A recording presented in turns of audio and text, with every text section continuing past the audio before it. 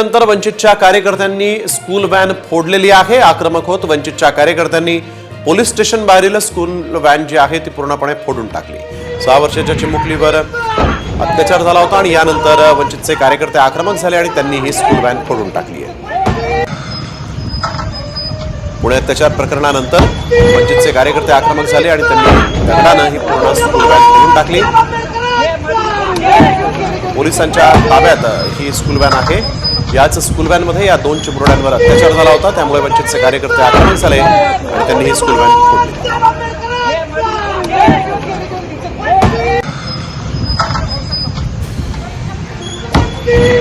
School बसच्या व्हॅनच्या ड्रायव्हरनं 2 अल्पवयीन 6 वर्षांच्या मुलींवरती अत्याचार केलेला होता, लैंगिक अत्याचार।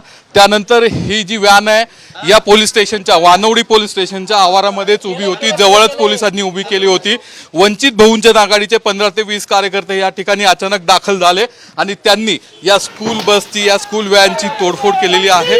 या स्कूल बसवरती त्यांनी दगडफेक केलेली आहे आणि ही स्कूल बस व्हॅन जी आहे ती तोडलेली आहे। पोलिसांनी या काही कार्यकर्त्यांना ताब्यात घेतलेलं आहे। तर पुणे अत्याचार प्रकरणामध्ये नेमकं काय घडलं पाहूया। पुण्यात धावत्या स्कूल बसमध्ये 2 चिमुकलींवर बस चालकानं अत्याचार केला। 45 वर्षीय नराधमानं 6 वर्षीय चिमुकलीसह तिच्या मैत्रिणीवर 4 दिवसांपासून हा अत्याचार तो करत होता।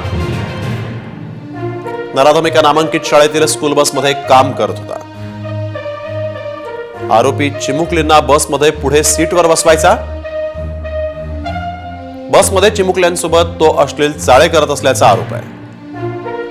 कुठेही वाच्यता करू नये म्हणून नराधमाकडून चिमुकलींना धमकी देखील देण्यात येत होती।